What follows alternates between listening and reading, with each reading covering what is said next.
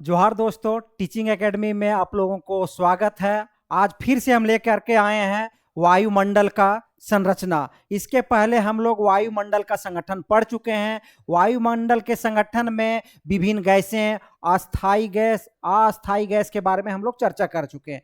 गैसों में हम लोग नाइट्रोजन देख चुके, नाइट्रोजन का कार्य देख लिए, क्या इफेक्ट पड़ता है वो देख चुके हैं। जैसे सबसे अधिक वायुमंडल में नाइट्रोजन गैस पाया जाता है, तो 78% पाया जाता है। उसके बाद ऑक्सीजन हो गया, वो 21% है। आर्गन हो गया। ये सब हम लोग गैस अस्थाई अस्थाई सारा देख चुके हैं। आज हम लोग वायुमंडल की संरचना को देखेंगे।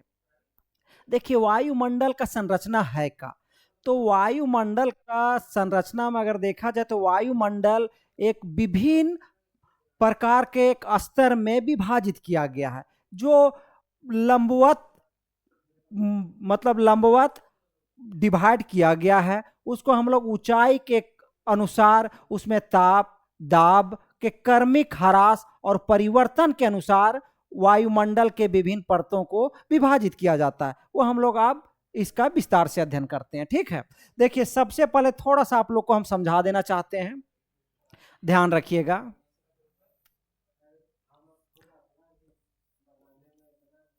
अर्थ हो गया, ये पृथ्वी है।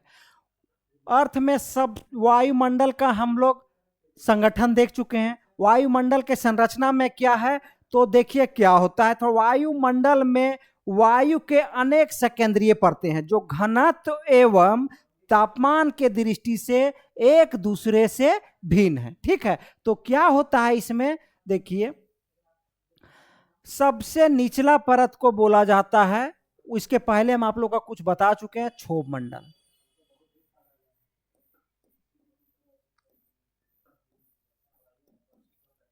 क्षोभ मंडल ये क्या है कि सबसे निचली परत है। ये इसमें सबसे प्रमुख विशेषता इसमें क्या है कि ऊंचाई के साथ तापमान में डिक्रीज होता है, घटता है। और सबसे बड़ा दूसरा सबसे बड़ा विशेषता है ये है, देखिएगा कि जितनी भी वायुमंडल में वर्षा, बादल का निर्माण, ओलावृष्टि, जितनी भी तरह की प्रक्रियाएं होती है सब क्षोभ मंडल में होता है। और इसकी औसत ऊंचाई जो है क्षोभ मंडल का, वो है आपका 14 किलोमीटर। ध्यान रखिएगा। और एनसीईआरटी में कहीं 13 किलोमीटर भी निकलेगा, लिखा हुआ मिलेगा।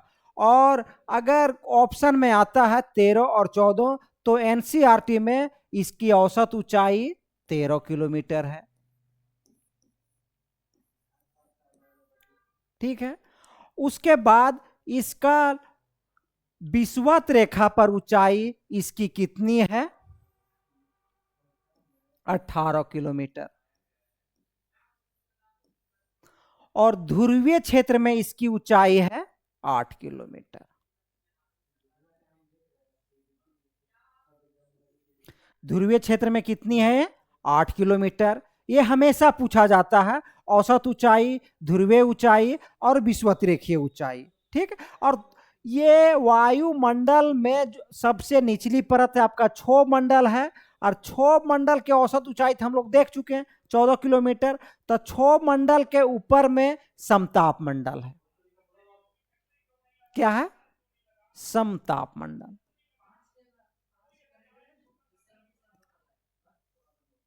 समताप मंडल, समताप मंडल की औसत ऊंचाई, अगर ऊंचाई देखा जाए तो ये क्षोभ मंडल के ऊपर 50 किलोमीटर तक इसका सीमा निर्धारण होता है। अब एक चीज ध्यान रखिएगा, हमेशा पूछा जाता है, देखिए इसका इंग्लिश, अगर क्षोभ मंडल का इंग्लिश है ट्रोपोस्फेयर। क्या है, ट्रोपोस्फेयर। और क्षोभ मंडल और समताप मंडल का विभाजक रेखा जिसको बोलते हैं क्षोभ सीमा या ट्रोपोपॉज। क्या बोलते हैं, ट्रोपोपॉज। इसकी जो ऊंचाई है, इसकी जो घनत्व है यहाँ पे, ये 1.5 किलोमीटर तक फैला हुआ है। कितनी, 1.5 किलोमीटर ट्रोपोपॉज।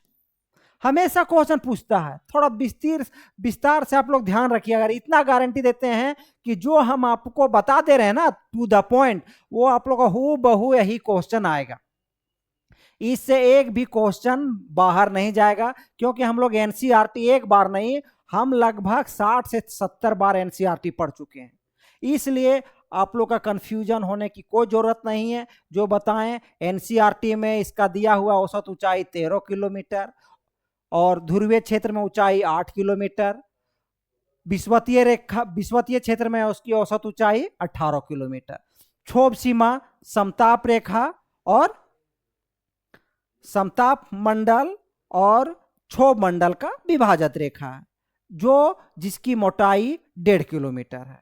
ठीक है, नेक्स्ट हम लोग देखते हैं। देखिए वायुमंडल की लंबवत संरचना जो हम आप लोग को बताएं क्या है, वायुमंडल की लंबवत संरचना।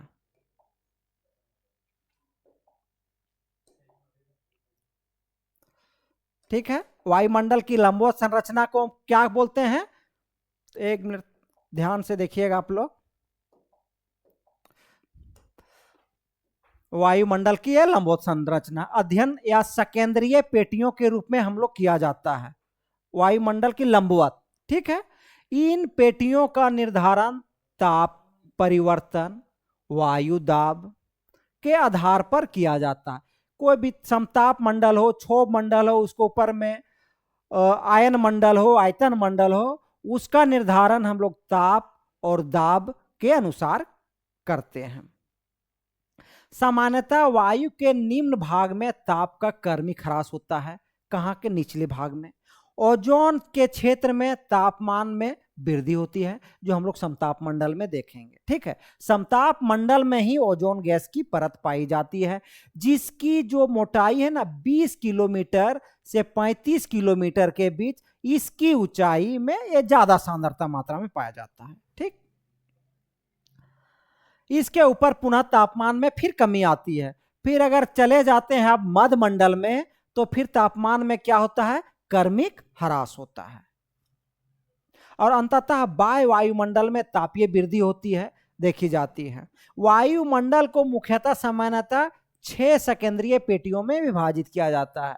देखिए बहुत सारा बड़े बड़े बुक में 6 वायुमंडल के 6 सकेंद्रीय पेटी में डिवाइड किया गया है, लेकिन एनसीईआरटी में ध्यान रखिएगा, एनसीईआरटी में इसको वायुमंडल के 5 सकेंद्रीय पेटी में विभाजित किया गया है। कितना भागों में विभाजित किया गया है, 5। ध्यान रखिएगा, सबसे निचली परत को हम लोग कहते हैं क्षोभ मंडल, उसके ऊपर समताप मंडल, उसके ऊपर मध्य मंडल, उसके ऊपर आयन मंडल और उसके बाद आयतन मंडल। ठीक है, 5 सकेंद्रीय पेटी। ये क्रमिक क्रम से सजाने के लिए आता है, नीचे से ऊपर, तो क्षोभ मंडल, समताप मंडल, मध्य मंडल, आयन मंडल और आयतन मंडल। कोई कंफ्यूजन? देखिए हम लोग के साथ जुड़े रहिए, आप लोग का गारंटी देते हैं कि हूबहू यही क्वेश्चन भिड़ेगा जो हम आपको बता रहे हैं, क्योंकि हम लोग इतना मेहनत किए, हर एनसीईआरटी का क्वेश्चन बैंक से लेकर के यूथ कंप्यूटर सारा चीज हम लोग गहन अध्ययन किए हैं। देखिए इसके ऊंचाई के अनुसार हम बोले आपको ट्रोपोस्फेयर, स्ट्रेटोस्फेयर, मेसोस्फेयर, ट्रोपोस्फेयर और ये देखिए सैटेलाइट हमारा कहाँ पे है, रहता है तो आयन मंडल में। ठीक है, हम लोग सब निर्धारण मतलब जो किए हैं ना, उसका बनाए हैं पीपीटी, एकदम हूबहू आप लोग का यही क्वेश्चन पूछेगा। यहाँ पे आयनोस्फेयर हो जाएगा।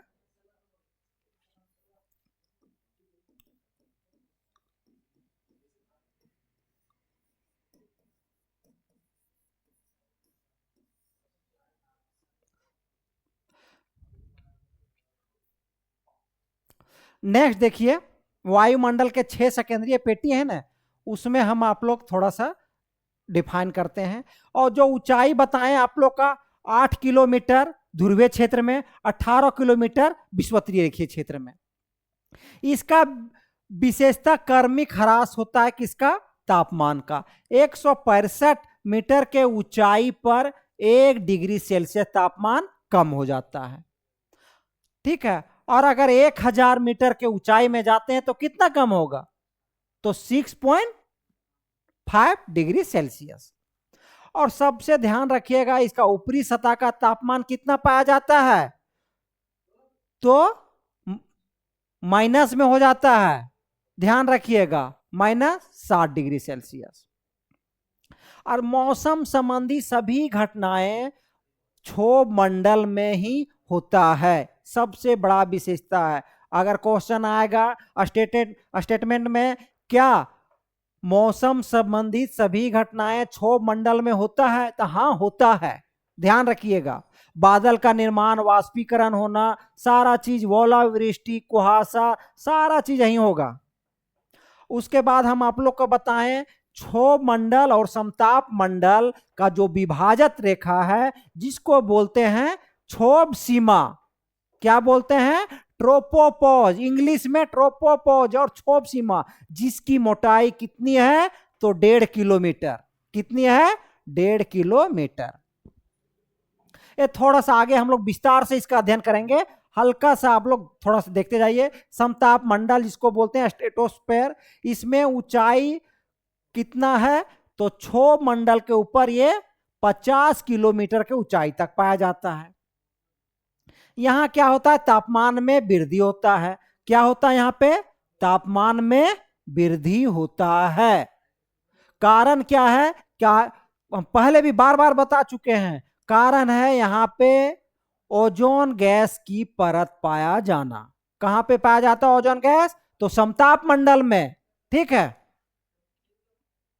और सबसे बड़ा विशेषता है समताप मंडल में जब ओजोन गैस पाया जाता है ना, तो ओजोन परत क्या करता है? सूर्य से आने वाली पराबैंगनी किरण को अवशोषित कर लेता है, वो पृथ्वी पर आने से रोकता है। इससे क्या होता है? अगर ओजोन गैस अभी ह्रास हो रहा है, अगर इसको नहीं क्षरण हो रहा है, अगर नहीं रोका जाएगा ना, तो आने वाला समय में विकराल स्थिति हो जाएगा। कारण क्या है कि अगर पराबैंगनी किरण अगर डायरेक्ट पृथ्वी पर आती है और जीव जंतु पर अगर पड़ता है, तो उसे चर्म रोग जैसी, कैंसर जैसी बीमारी होने की संभावना है। इसलिए ओजोन गैस को नियमित रूप से ओजोन परत में क्षरण होने से रोकना बहुत आवश्यक है। इसलिए बहुत सारे सम्मेलन में विश्व स्तर पर यूएनओ द्वारा किया जा रहा है।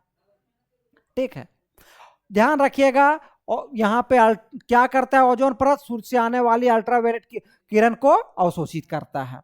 और इसका ऊपरी सीमा का तापमान कितना होता है? 0 डिग्री सेल्सियस।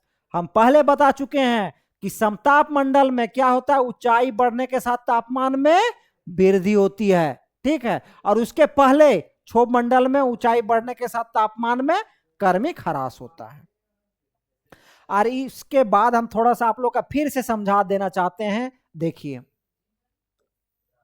ये अर्थ हो गया, क्षोभ मंडल, ट्रोपोस्फेयर हो गया, स्ट्रेटोस्फेयर हो गया।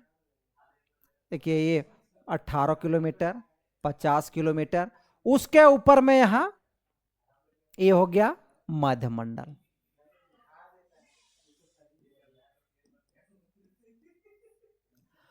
देखिए मेसोस्फेयर, इसका इंग्लिश मध्य मंडल का मेसोस्फेयर बोला जाता है। लेकिन ध्यान रखिएगा, फिर जिस तरह से ट्रोपोपोज अर्थात क्षोभ सीमा जिस तरह से बांटता था किसको?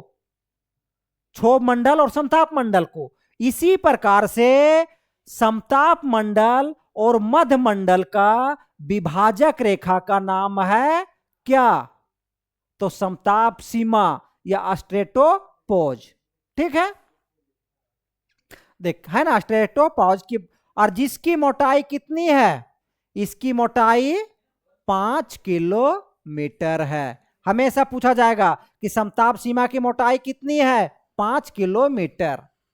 और यहां पर समताप मंडल में क्या होता है कि तापमान लगभग स्थिर रहता है, या वायुमंडल में जिस तरह से समताप क्षोभ मंडल में बादल का निर्माण होना, वर्षा होना, आंधी तूफान जिस तरह से चलता है, वहां पे समताप मंडल में इसका नाम है समान ताप का होना।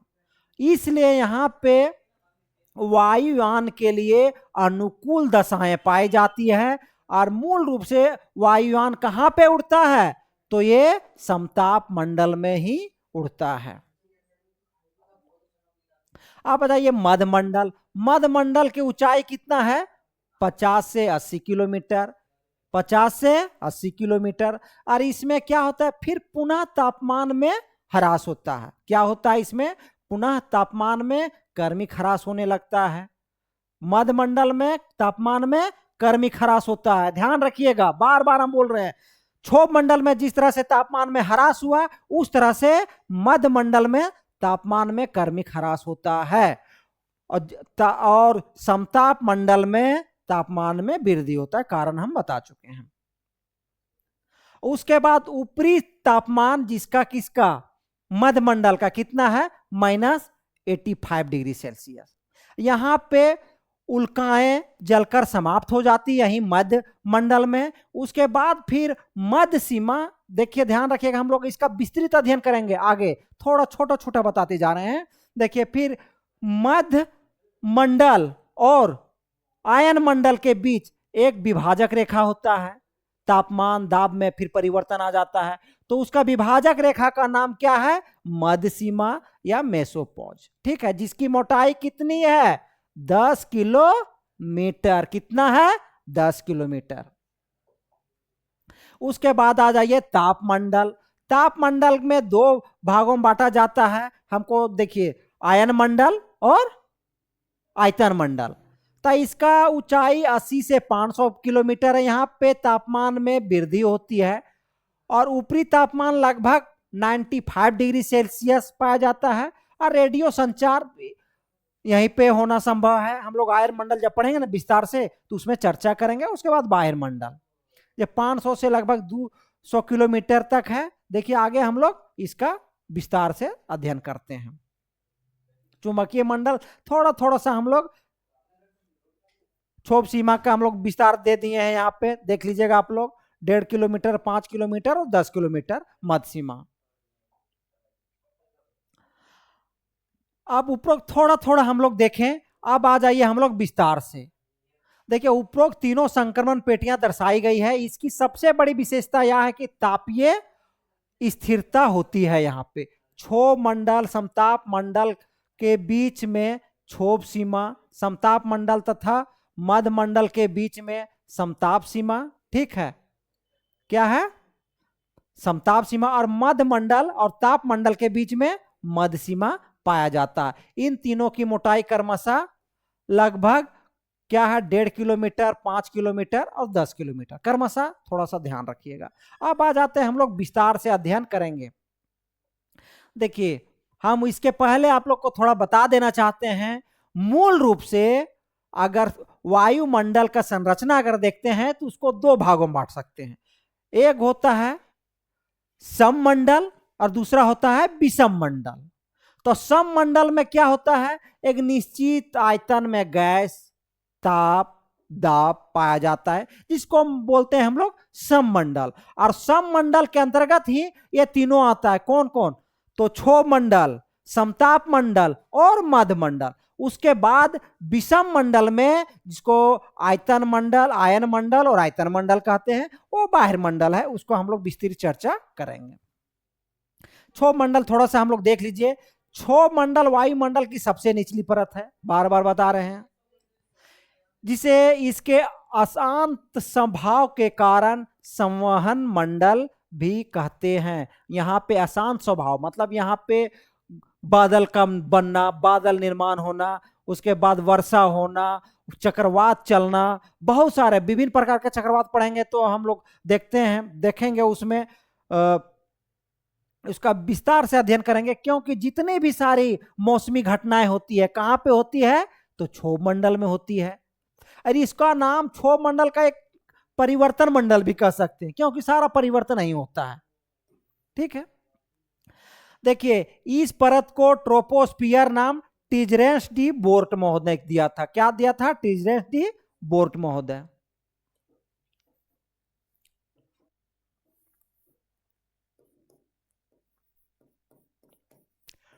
ठीक है, ये ध्यान रखिएगा, ट्रोपोस्फियर का नाम कौन दिया है? टिजरेंस डी बोर्ट महोदय। हमेशा क्वेश्चन पूछता है। ठीक है, अब आ जाइए नेक्स्ट। इसका ऊंचाई और द्रव्यमान तापमान क्या है, परिवर्तन विशेषता, वो हम लोग देखेंगे। क्षोभ मंडल की औसत ऊंचाई क्या है? 13 किलोमीटर। देखिए यहां साफ साफ लिखा हुआ है, NCERT लिख दीजिए इसमें, और इसको VVI कर लीजिए, क्योंकि ये क्वेश्चन आता ही आता है और आएगा, देख लीजिएगा, NCERT में यही लाइन लिखा हुआ है। इसकी ऊंचाई ध्रुवों पर 8 किलोमीटर, बार बार बता रहे हैं, और विषुवत रेखा पर 18 किलोमीटर। विषुवत रेखा पर 18 किलोमीटर होने का क्या कारण है? तो वहां पे संवहन धाराएं चलती है। ठीक है, तरंग चलती है। देखिए विषुवत रेखा पर 18 किलोमीटर विस्तृत है। विषुवत रेखा पर यह अधिकतम ऊंचाई संवहन वायु, क्या है? संवहन वायु चलती है। इसी के कारण लंबवत उठने के कारण यहां पे ऊंचाई इसका अधिक पाया जाता है। यहां जहां ताप विकिरण, ताप संचलन तथा तापवाहन की क्रियाएं होती है, वायुमंडल के समस्त गैसीय द्रव्यमान का लगभग 75% कहां पे पाया जाता है? तो क्षोभ मंडल में ही पाया जाता है। साफ साफ ध्यान रखिएगा, कितना प्रतिशत? 75%, 75%। वायुमंडल के समस्त गैसीय द्रव्यमान का लगभग 75% इसी क्षोभ मंडल में केंद्रित है। अब इसमें देखते हैं तापमान और मौसम की क्या विशेषता है। ठीक है, हम लोग एकदम विस्तृत से चल रहे हैं, ध्यान देखिएगा, एक क्लास आपका जिंदगी बदल देगा। ये हम जो पढ़ा रहे हैं ना, ये इसमें तो मेहनत बहुत ज्यादा किए हुए हैं, आप लोग बोलिए मत। और अगर मेरे बारे में नहीं जानते होंगे तो मेरा नाम कोसीलाल प्रसाद है, और ज्योग्राफी तो बोलिए मत, हम लोग बहुत मेहनत किए हैं। 3 बार JPSC मेंस लिखे हैं, इस बार PGT फाइनल पहुंचे। इतना करप्शन हुआ झारखंड में तो जान ही रहे हैं आप लोग, इसका नाम ही लेना नहीं है झारखंड का। ये झारखंड सरकार हम लोग का बर्बाद कर दिया है, ये ध्यान रखिएगा ना। सही से हम लोग उम्मीद, जैसे कहानी बताते हैं कि एक राजा था, समझ गए ना, थोड़ा सा समझ लेंगे 2 मिनट आप लोगों का, कि एक राजा था, थोड़ा गजेड़ी था, और उसमें बोला ने वो राजा, और वो बहुत अच्छा काम करता। बोला राजा, बोल चलिए हम 50,000 सबको नौकरी दे देंगे, और वो भी दिया भी, बहुत अच्छा नौकरी भी दे रहा था। लेकिन एक बिना गंजेड़ी वाला राजा आ गया, बोला नहीं 50,000 नहीं, हम आप लोग का 2 लाख नौकरी देंगे और बेरोजगारी भत्ता भी देंगे। लेकिन क्या हुआ कि हम वहां के जनता लोग गंजेड़ी सरकार को, जो अच्छा काम कर रहा था, वो कहानी है, ये पर्सनल व्यू में नहीं लीजिएगा, कहानी है, वो गंजेड़ी सरकार को वहां के जनता उठा के फेंक दिया, और एकदम पढ़े लिखे व्यक्ति को लाया, इंजीनियर को लाया, समझ गए ना। अब इंजीनियर के लाने के बाद क्या हुआ कि बोला तो था कि 2 लाख नौकरी देंगे और बेरोजगारी भत्ता भी देंगे, लेकिन लाने के बाद क्या हुआ, अपने ऐशो आराम में लीन हो गया, और क्या किया कि जनता और प्रजा को बेहालत में छोड़ दिया। तो आप लोग कमेंट में बताइए कि क्या वो गंजेड़ी सरकार वो सही था, कि अभी वर्तमान में जो पलट करके जो सरकार को लाया गया वो सही है? क्योंकि जो सरकार वर्तमान में लाया वहां के जनता, पता चला कि हताश निराश, वहां स्टूडेंट, ऐसा स्थिति हो गया है कि वो लोग खुदकुशी कर रहा है, ऐसा स्थिति हो गया। चलिए अब हम लोग आते हैं थोड़ा सा अपना टॉपिक पे। तापमान और मौसम किसका हम लोग देख रहे हैं? तापमान और मौसम। तो परिवर्तन के बारे में तो हम लोग देख रहे हैं ये क्षोभ मंडल का, इसका विशेषता क्या है। इस परत की एक प्रमुख विशेषता यह है कि ऊंचाई के साथ तापमान में क्रमिक ह्रास होता है। जो बोले 165 मीटर की ऊंचाई पर 1 डिग्री सेल्सियस गिर जाता है। कितना तापमान? 1 डिग्री सेल्सियस तापमान गिर जाता है। ठीक है, या तापमान के कमी, गैसों के घनत्व, वायु दाब एवं कणीय पदार्थों की कमी के कारण होती है। ठीक है, क्या कारण के कारण होता है? तो तापमान के कमी के कारण, मौसम, गैसों के घनत्व में कमी के कारण, वायु दाब के घनत्व में कमी के कारण तापमान में कमी होता है। कारण तो बताना पड़ेगा। अब मान लीजिए ऐसे बोल दीजिएगा तापमान घटता है, तो कैसे घटता है भैया? कि तापमान इसलिए घटता है कि वायु दाब भी घट जाता है, धूलकण का कण भी घट जाता है, इसलिए तापमान भी घटेगा। ठीक है, नेक्स्ट पढ़ते हैं हम लोग। क्षोभ मंडल मौसम और जलवायु के दृष्टि से सर्वाधिक महत्वपूर्ण है। पहले बता चुके हैं, क्योंकि मौसम संबंधी सभी घटनाएं जैसे वाष्पीकरण, संघनन, वर्षा, कोहरा, ओलावृष्टि, चक्रवात, इस सब जितने भी हैं, ओलावृष्टि, जो सारा चीज बताएं हम आप लोग का ध्यान दीजिएगा। क्या क्या? वाष्पीकरण, संघनन, फिर से बता रहे हैं, कोहरा, बादल निर्माण, वर्षा, ओलावृष्टि, सब कहां होता है? तो सब क्षोभ मंडल में होता है। नेक्स्ट आ जाइए, इसका विभाजन क्या है? इसको मूलतः दो भागों में बांट सकते हैं हम लोग। ऐसे कहीं बांटा हुआ बहुत जगह किताब में मिलता है, जो मोटा बुक पढ़िएगा, इसलिए हम आप लोग को बता दे रहे हैं। इसको निचला परत और ऊपरी परत में बांट देते हैं। जैसे क्या, निचला परत में क्या है ना, कण बहुत ज्यादा लेयर पाया जाता है, यहाँ घर्षण ज्यादा होता है, यहाँ तापमान थोड़ा सा ज्यादा मिलेगा।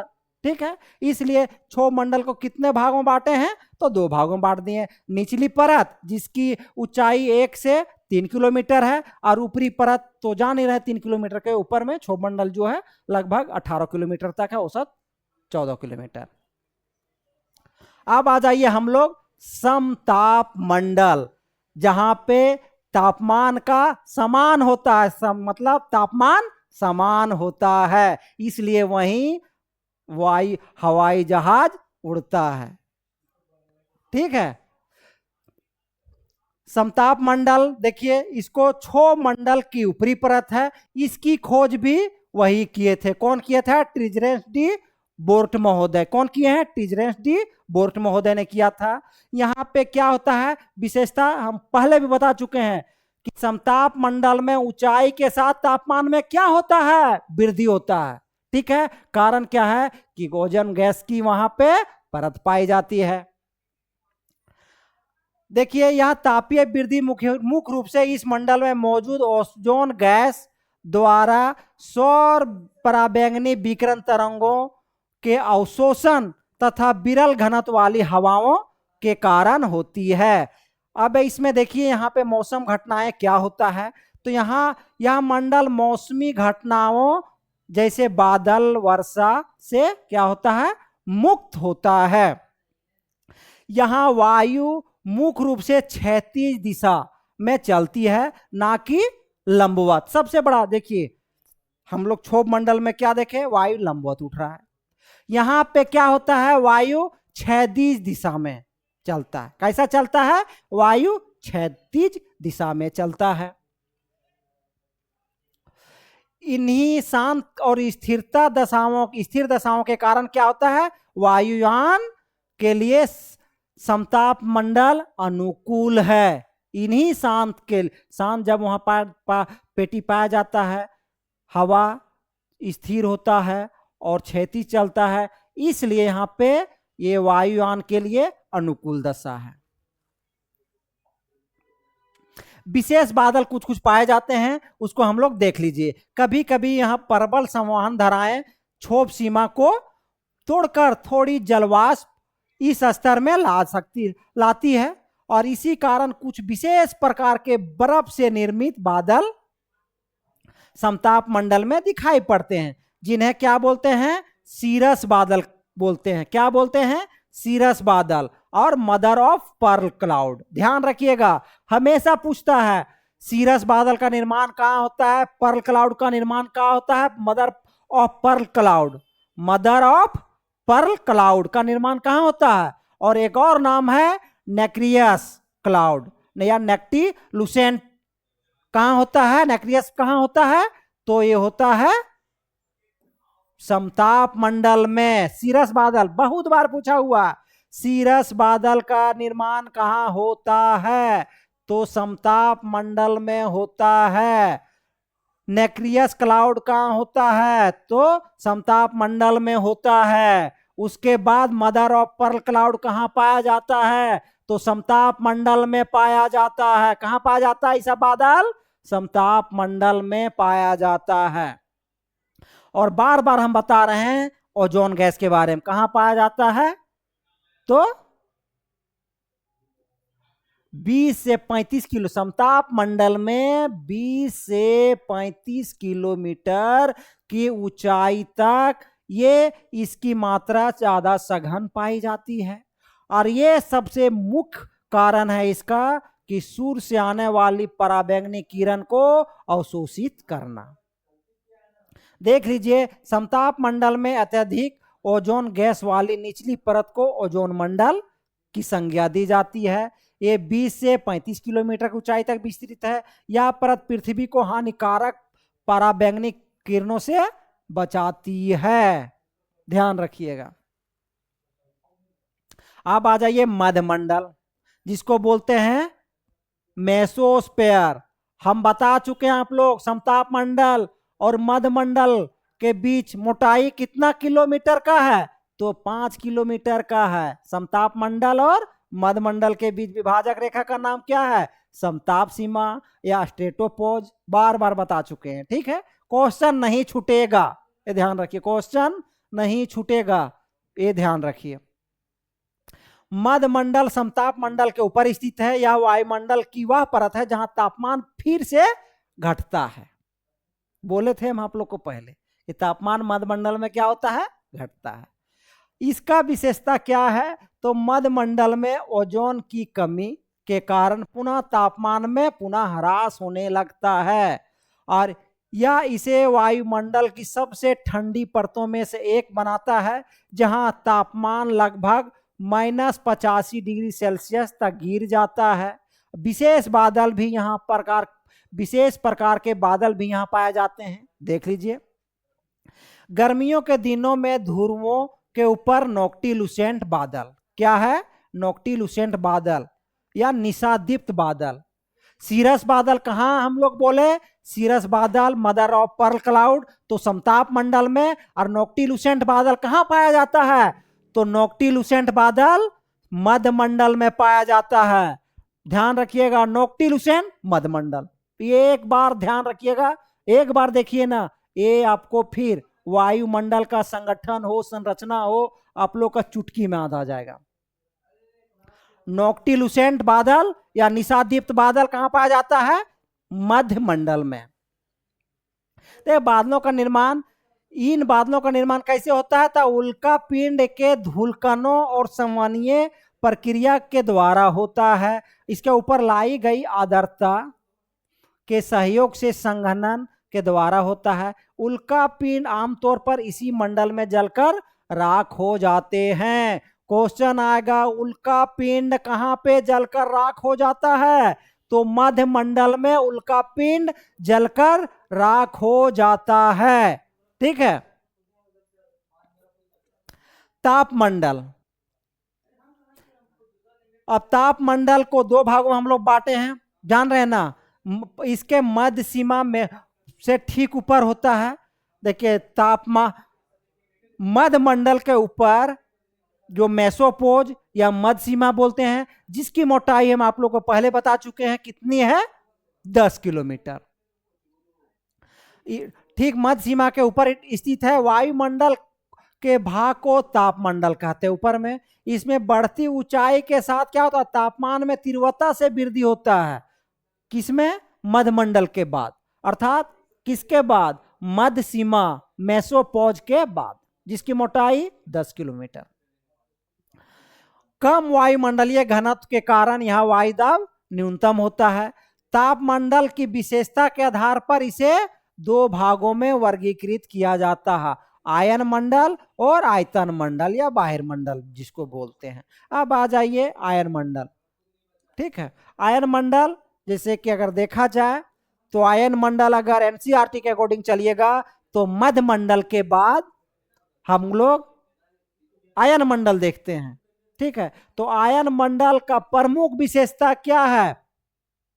यहां पे रेडियो तरंग को परावर्तन करना। यहां पे आयनीकृत पदार्थ पाया जाता है। कहां पे आयनीकृत पदार्थ कहां पाया जाता है? तो आयन मंडल में पाया जाता है। ये पदार्थ, आयन जो पदार्थ होते हैं, आयनीकृत पदार्थ, ये पदार्थ इस क्षेत्र में होते हैं और इसी कारण उत्तरी गोलार्ध में ऑरोरा बोरियालिस और दक्षिणी गोलार्ध में ऑरोरा ऑस्ट्रेलियालिस प्रकार के लाल और हरे प्रकाश की निर्माण करते हैं। देखिए हमेशा क्वेश्चन आता है कि ऑरोरा बोरियालिस किस दिशा में पाया जाता है, ऑरोरा ऑस्ट्रेलियालिस किस दिशा में पाया जाता है? सिंपल सी है। देखिए ऑस्ट्रेलिया किस गोलार्ध में भैया? तो दक्षिण गोलार्ध में। तो ऑरोरा ऑस्ट्रेलियालिस किस गोलार्ध में पाया जाएगा? दक्षिण में पाया जाएगा। बोरियालिस किस गोलार्ध में पाया जाएगा? तो उत्तरी गोलार्ध में पाया जाएगा। चुटकी में याद हो गया ना आप लोग को, इसलिए बने रहिए और चुटकी में याद कीजिए। और इस मंडल में ऊंचाई के साथ कई परतों का विकास होता है, जैसे DEF परत में विभाजित किया जाता है। हम लोग जान रहे हैं 50 किलोमीटर से ऊपर मध्य मंडल आता है और मध्य मंडल के बाद जो बाहर उसके तापमान मंडल को दो भागों में बांटते हैं। किसमें बांटते हैं? तो आयन मंडल और आयतन मंडल में बांटते हैं। ध्यान रखिएगा, आयन मंडल और आयतन मंडल। तो आयन मंडल को फिर विभिन्न प्रकार के परतों में विभाजित करते हैं, थोड़ा जिसे DEF परत में विभाजित करते हैं। टोटल कितना परत है? 4 परत है। थोड़ा थोड़ा सा डिवाइड करते हैं, देख लीजिएगा। ये डी परत की ऊंचाई 80 से 99 किलोमीटर। यहां पर क्या होता है? न्यून आवृत्ति वाले रेडियो तरंगों को परावर्तन करता है। कौन? डी परत। उच्च एवं मध्य आवृत्ति वाले तरंगों को क्या करता है?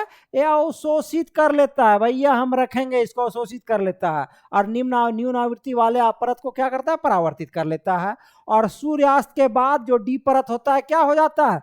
लुप्त हो जाता है। बोलेगा आयन मंडल में कौन सा परत सूर्यास्त के बाद लुप्त हो जाता है? तो डी परत लुप्त हो जाता है। नेक्स्ट पढ़ते हैं ई परत। ई परत जो इसकी ऊंचाई 99 से 150 किलोमीटर है, यह उच्च आवृत्ति रेडियो तरंगों को परावर्तन करता है। ये किसको करता था? डी परत न्यून आवृत्ति को, यह करता है उच्च आवृत्ति के। ठीक है। अब सौर पराबैंगनी फोटोन तथा नाइट्रोजन ऑक्साइड अणुओं की अभिक्रिया से निर्मित होता है यहां पे ई परत में। और सूर्य अस्त के बाद ये भी क्या हो जाता है? विलुप्त हो जाता है। नेक्स्ट देखिए एफ परत। इसको एफ परत में एफ्लेटिन परत। अच्छा नेक्स्ट हम बताएंगे, आप लोग एकदम ध्यान रखिए, विस्तार से हम लोग इसके बारे में चर्चा करेंगे। देखिए ई परत देख चुके हैं, एफ परत आइए। यहाँ दो उप परतें हैं, इसका F1 और F2। इसका विस्तार 150 से 380 किलोमीटर है। ठीक है। मध्य एवं उच्च आवृत्ति, ध्यान रखिएगा, मध्य एवं उच्च आवृत्ति वाले रेडियो तरंगों को पृथ्वी की ओर परावर्तित करता है। यह परत दिन और रात दोनों में सक्रिय रहता है। कौन सा परत दिन और रात में सक्रिय रहता है? तो F परत दिन और रात दोनों में सक्रिय रहता है। अब आ जाइए जी परत। जी परत 400 किलोमीटर के ऊपर है और इसमें लगभग सभी प्रकार की रेडियो तरंगें परावर्तित हो सकती है और होती है। अब आ जाइए आयतन मंडल अथवा बाह्य मंडल। वायुमंडल का सबसे ऊपरी स्तर है। सबसे ऊपरी स्तर कौन सा है? आयन मंडल का ऊपरी स्तर है। ठीक है। वायुमंडल का सबसे ऊपरी परत को क्या बोलते हैं हम लोग? आयतन मंडल। यह वायु का घनत्व अत्यंत कम होता है। यहाँ पे वायु ऊपर में जब घनत्व कैसे मिलेगा? घनत्व अत्यंत विरल अवस्था में पाया जाता है। ठीक है। आयतन मंडल में कम होता है, जिससे यह निहारिका जैसा प्रतीत होता है। यहाँ तापमान में क्या होता है? तीव्र वृद्धि होता है आयतन मंडल में। आयनीकृत पदार्थों की मात्रा अधिक होती है यहाँ पे। और इस परत में हम हाइड्रोजन, हीलियम, ऑक्सीजन के परमाणु पाए जाते हैं। यही परत अंतरिक्ष में धीरे धीरे क्या हो जाता है? विलीन हो जाता है। क्या हो जाता है? विलीन हो जाता है। देखिए चुंबकीय मंडल वह क्षेत्र है, थोड़ा सा हम लोग डिफाइन करके पढ़ लीजिए हल्का हल्का, क्योंकि ये सबसे क्वेश्चन आएगा। चुंबकीय मंडल वह क्षेत्र जहां तापमान में लगातार वृद्धि होती है। गुरुत्वाकर्षण के प्रभाव में यहाँ पे कमी आती है और इस क्षेत्र में इलेक्ट्रॉन, प्रोटॉन जैसे अवशेषित कणों की प्रधानता होती है। हम लोग किसका विशेषता पढ़ रहे हैं? तो आयतन मंडल का विशेषता है ये कण ऋणात्मक तथा धनात्मक विद्युत अवशोषण से परिपूरित होती है। चुंबकीय शक्ति का गुरुत्वाकर्षण से अधिक होने के कारण उसे हम चुंबकीय मंडल कहते हैं। इस प्रदेश में सौर वायु और कॉस्मिक किरणें का प्रभाव पड़ता है, जिसका प्रभाव अंततः क्षोभ मंडल पर पड़ता है और मौसम परिवर्तन होता रहता है। इस मंडल में वान एलेन रेडिएशन बेल्ट की उपस्थिति होती है। पूछेगा वान एलेन रेडिएशन की उपस्थिति कहाँ होता है? तो आयतन मंडल में पृथ्वी के मैग्नेटिक फील्ड द्वारा पकड़े गए अवशोषित कण होता है। हमेशा पूछा जाता है वान एलेन रेडिएशन बेल्ट कहाँ पाया जाता है? तो आयतन मंडल में पाया जाता है। इस मंडल में ऑरोरा ऑस्ट्रेलिया, ऑरोरा बोरियालिस जैसी परिघटनाएं भी होती है, ठीक है, जो एक प्रकार के स्वर्विक तूफान और निकासित इलेक्ट्रॉन तरंग होते हैं। आयतन मंडल के पश्चात वायुमंडल सुदूर अंतरिक्ष में क्या होता है? विलीन हो जाता है। ठीक, क्या होता है? आयतन मंडल के बाद ऊपर में विलीन हो जाता है। देखिए, शुरू में हम आप लोग को बताना चाह रहे थे वही रासायनिक संगठन के आधार पर वायुमंडल को कितने भागों में बांटा जाता है?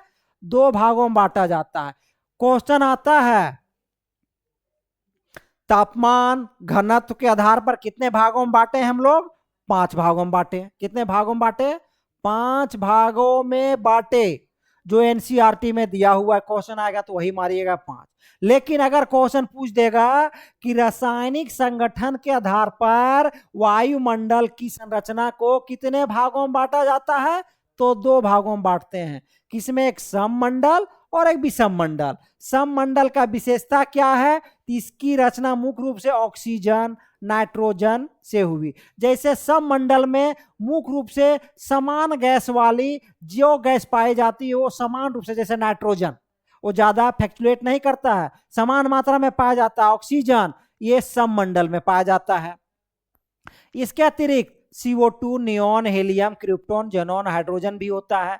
इसकी ऊंचाई समुद्र तल से लगभग 90 किलोमीटर तक पाई जाती है। सममंडल की ऊंचाई कितना पाया जाता है समुद्र तल से? तो 90 किलोमीटर। कितना? 90 किलोमीटर। ठीक है, ध्यान रखिए आप लोग। इसमें क्षोभ मंडल, समताप मंडल और मध्य मंडल आते हैं। देखिए, ये पहले एक चुटकी में बता दिए थे। शुरू में आप लोग बताए थे, ध्यान देखिएगा।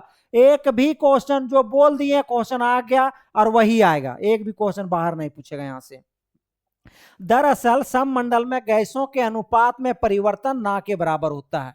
बोले थे ना, सममंडल में होता है कि गैसों का परिवर्तन ना के बराबर होता है। इसलिए रासायनिक आधार पर कितने भागों में बांटते हैं? 2 भागों में बांटते हैं, सममंडल और विषममंडल। नेक्स्ट, विषममंडल का थोड़ा सा कुछ पॉइंट देख लीजिए। इसका विस्तार सममंडल से लगभग ऊपर 10,000 किलोमीटर के ऊंचाई तक पाया जाता है। कितना? 10,000 किलोमीटर। इस मंडल की विभिन्न परतों के मध्य अनेक रासायनिक तथा भौतिक गुणों में अंतर पाया जाता है और जिस कारण इसको क्या बोलते हैं? विषम मंडल कहा जाता है। रासायनिक और भौतिक गुणों में इस मंडल में क्या होता है? परिवर्तन होता रहता है, इसलिए हम लोग इसको विषम मंडल कहते हैं।